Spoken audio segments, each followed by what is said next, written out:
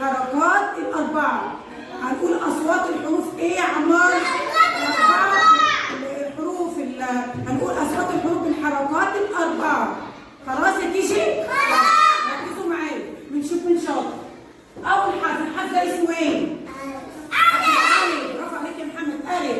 الف فتحه ايه؟ الف كسرة ايه؟ اي. برافو. الف ضمه ايه؟ الف سكون. برافو عليك. يبقى اي او. قول يا كيجي صوت عالي. اي او.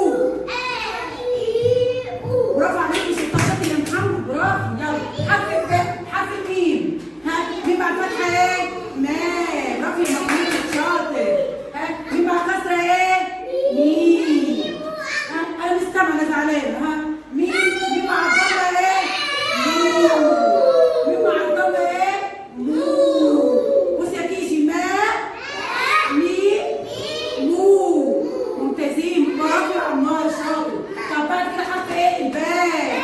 باء.